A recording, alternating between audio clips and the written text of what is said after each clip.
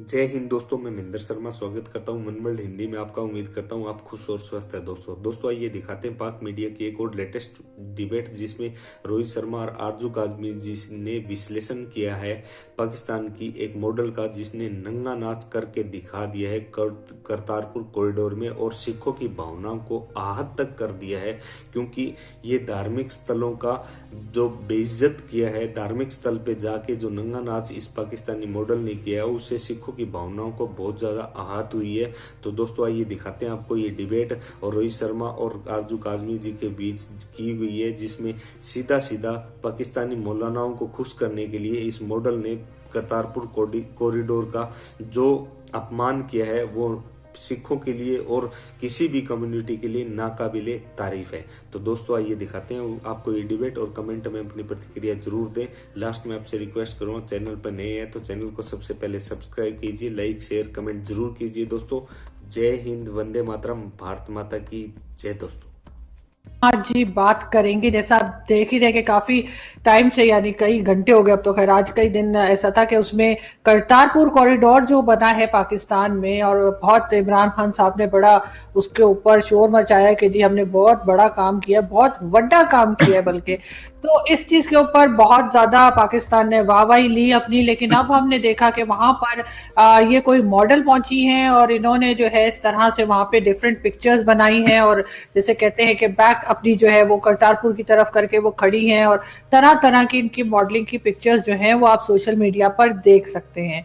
कुछ भी नहीं हुआ, ना एफआईआर कटी, ना कोई सजा की बात हुई हो रही है, ना कोई इनसे ये कहा जा रहा है कि ये माफी मांगे। लेकिन खैर माफी मांगने से ये चीज खत्म नहीं हो जाएगी और ना ही होनी चाहिए, क्योंकि जब कुछ टाइम पहले सबा कमर जो हमारी टीवी आर्टिस्ट हैं और इंडिया में भी काम कर चुकी हैं, इरफान खान के साथ उनकी पिक्चर आई थी, और बहुत जबरदस्त बड़ी खूबसूरत आर्टिस्ट है। इन्होंने जब एक ये अपना गाना पिक्चराइज करवाया था लाहौर में वजीर खान मस्जिद जो है वहां पे, जब ये सबा कमर का ये गाना पिक्चराइज किया गया था, तो बहुत सारे फतवे निकल आए थे, बहुत सारे मौलवी बाहर आ गए थे, मुल्ला माफिया ने फतवे निकाल दिए थे। ये कहा जा रहा था इनको मार देंगे, कभी कहा जा रहा था इनकी एफआईआर तक कट चुकी थी। और सबा जो है और उनके साथी जो थे बिलाल, उन्होंने जो है वो रो रहे थे और माफिया मांग रहे थे, और किसी तरीके से कोई माफी देने को तैयार नहीं था।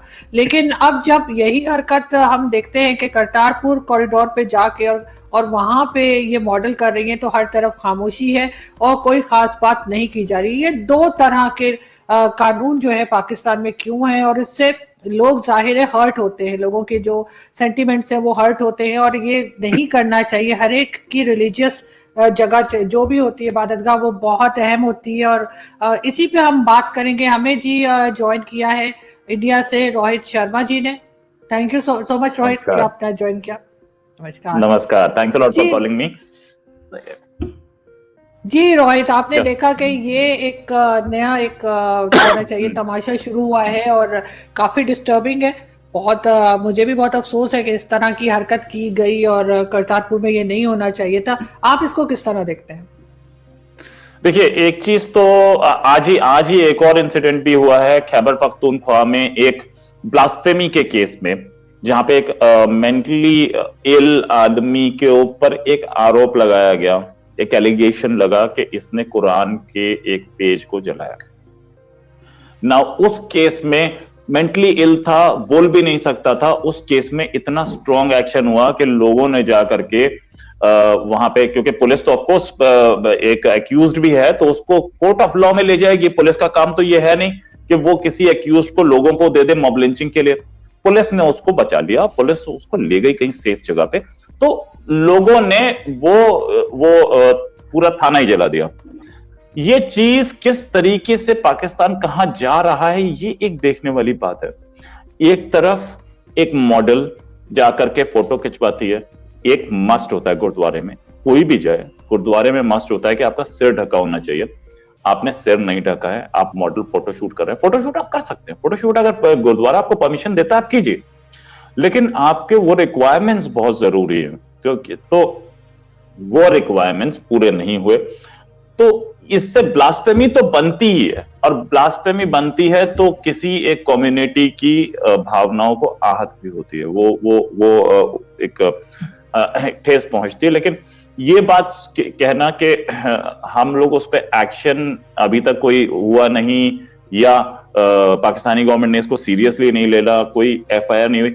एक एफआईआर हो सकती थी, अपॉलॉजी आई थिंक उस ग्रुप की तरफ से आई है एक, लेकिन अगर सिर्फ अपॉलॉजी से बात बनती है तो क्या जो आपका ब्लास्फेमी लॉ है उसमें भी अपॉलॉजी से बात बन जाती है? नो, अगर आप रियासत मदीना की बात करते हैं और आपके आर्मी चीफ बोलते हैं कि हमारे यहाँ सारे रिलीजन्स को रहने का राइट है, तो ये दो वो क्यों, एम्बिग्विटी क्यों है लॉ में? एम्बिग्विटी मतलब पसोपेश, मतलब आपका इतनी डिफरेंसेस क्यों है लॉ में? लॉ में एक ये क्यों है कि आप इस्लाम के खिलाफ बोलेंगे तो आपने बोला है या नहीं बोला, सामने वाली की गवाही पे आपको सजा हो जाएगी, और जहां पे आपके हाथ में कॉन्क्रीट एविडेंस है वहां एफआईआर भी नहीं होगी। तो ये इस तरीके का इस्लामाइजेशन जो पाकिस्तान में हुआ है, और ये एक बहुत सीरियस इशू है। लॉ को अपना काम करने देना चाहिए। हमने ये भी देखा कि सलमान तासीर का मर्डर हुआ स्टेटमेंट पे कि वो कह रहे थे ये ब्लास्फेमी लॉ जो है ये गलत यूज हो रहा है। उन्होंने कोई ब्लास्फेमी को नहीं की थी, उन्होंने बोला था लॉ गलत यूज हो रहा है, तो उन्होंने लॉ के बारे में बोला था, फिर भी एक मर्डर हो गया। एंड देन वो आदमी हीरो है पाकिस्तान के लिए, सलमान तासीर भी हीरो, राइट?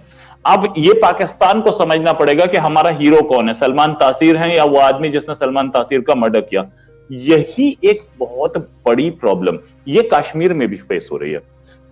वहां के पॉलिटिकल लीडर्स जिनका मर्डर होता है वो हीरो है, और जिसने मर्डर किया वो फांसी के बाद वो दफनाया जाता है, दोनों एक ही उसमें होते हैं, कब्रिस्तान में होते हैं, दोनों हीरो हैं। भाई दोनों कैसे हो सकते हैं? ये भी तो सोचने वाली बात है।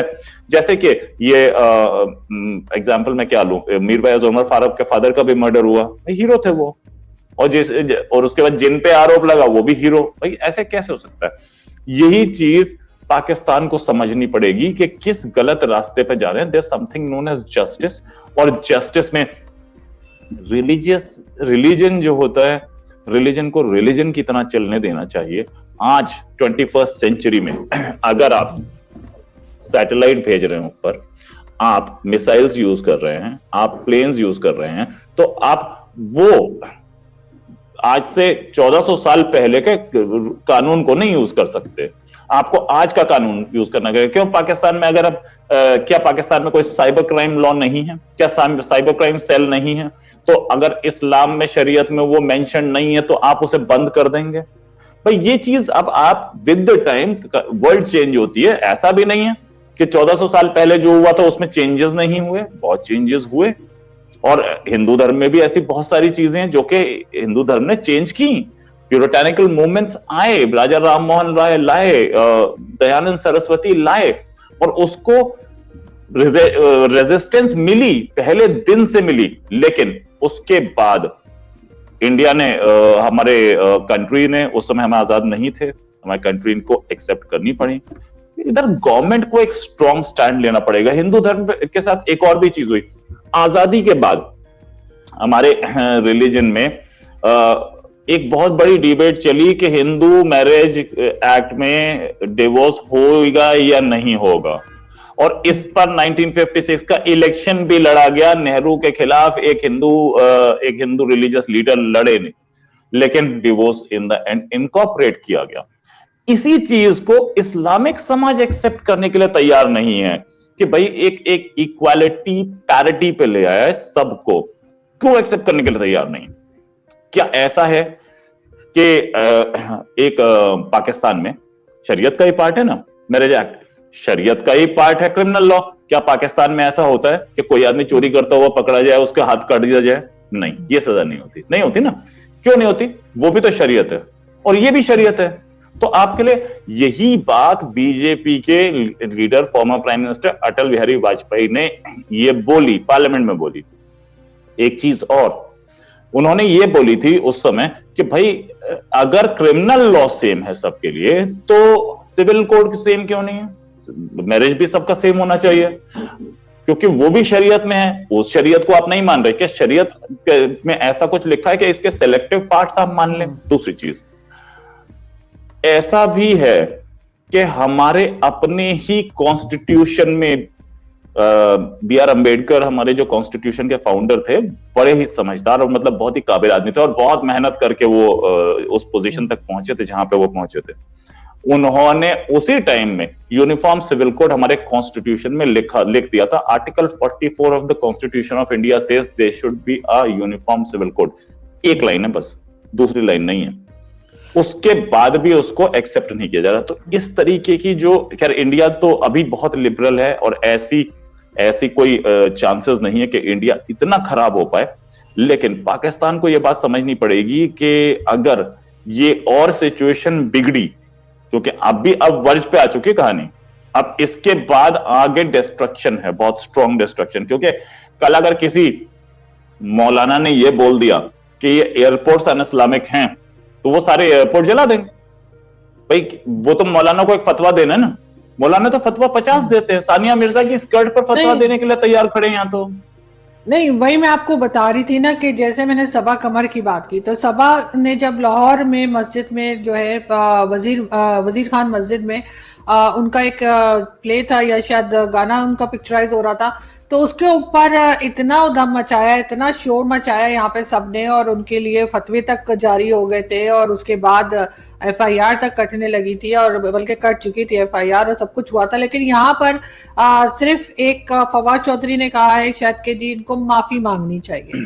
तो क्या माफी मांगने से काम हो जाएगा, या जैसे सभा के ऊपर बात हो रही थी कि सभा को भी फिर माफी मांग के छोड़ देना चाहिए था ना? सभा के ऊपर क्यों FIR कटी, क्यों सब कुछ हुआ? इसी तरह से मैं याद कराऊं आपको कि जो KPK में इन्होंने मंदिर जलाया था, उससे लोगों से पैसे लेके और कहा कि जी बस ठीक है, उनको छोड़ दिया गया। तो अगर कोई मस्जिद जला देंगे, मस्जिद तोड़ देंगे, तो कैसे छोड़ा जाएगा? तो यही दो कानून है पाकिस्तान में, ये बहुत बड़ा इशू है। लेकिन मैं ये भी आपसे जानना चाहूंगी रोहित कि एक बहुत बड़ी तादाद में सिख रहते हैं भारत में, और उन्होंने बहुत जश्न मनाया था करतारपुर के ऊपर और ये सारा कुछ, तो उनके जो रिलीजियस सेंटिमेंट्स है क्या वो हर्ट हुए होंगे? क्या वो किसी किस्म का आप समझते हैं कि क्या सोच रहे होंगे और कुछ कहेंगे वो पाकिस्तान गवर्नमेंट को कि इसके लिए एहतियात की जाए और क्या क्या होना चाहिए कि नेक्स्ट टाइम इस तरह की चीज हमें देखने को ना मिले? 100% सारे सिक्स के सेंटिमेंट हुए होंगे।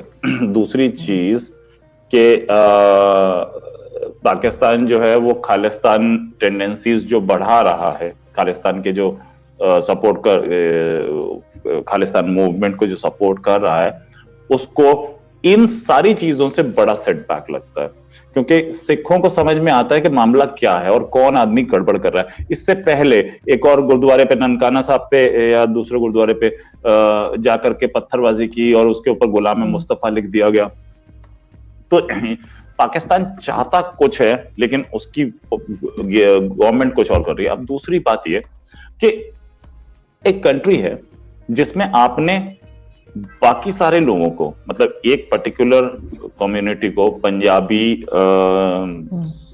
सुन्नीज को अपीज करने के लिए अब बाकी सारी कम्युनिटीज को नाराज कर रहे हैं। तो ऐसे अगर आप इतने दुश्मन रखेंगे, सिंधीज को भी नाराज करेंगे, बलूचीज को भी नाराज करेंगे, हिंदूज को भी, क्रिश्चियंस को भी, सिखों को भी, तो ऐसे कंट्रीज चलते नहीं है बेसिकली। और डेमोक्रेसी तो बिल्कुल नहीं। इंडिया को देखिए, इंडिया में तो जैन एक बहुत छोटी सी, पहले तो उन्हें माइनॉरिटी स्टेटस ही नहीं था, अभी हाल में दिया गया, और माइनॉरिटी स्टेटस देने के बाद भी जैन जो हैं वो ऐसी कम्युनिटी है इंडिया का कि पूरे पूरे पाकिस्तान का एक्सटर्नल डेब्ट खत्म कर सकते हैं। वो इतना पैसा है जैन्स के पास। जैन्स क्या, आप पारसी देखें ना तो अकेले पारसी तो 80,000 90,000 ही है, उससे ऊपर नहीं है। बट पारसीज जो हैं हमारे यहाँ के ओन करते हैं बड़ी इंडस्ट्रीज को, टाटास और गोदरेज, और मैं कितने नाम गिनवा सकता हूं, फाली नारिमन। यहाँ पे पारसीज जो थे इतने बड़े बड़े जजेस रहे हैं और इतने बड़े इंडस्ट्रियलिस्ट रहे हैं। आप रूसी मोदी हो, पीलू मोदी MP थे, तो इतनी सारी चीजें, मतलब इतने सारे हमारी माइनॉरिटीज जो इस लेवल पे, मुस्लिम्स को देख लें आप, तो मुस्लिम्स भी हमारे पास इंडस्ट्रियलिस्ट हैं। और ऐसा नहीं है कि मतलब छोटी इंडस्ट्री हो।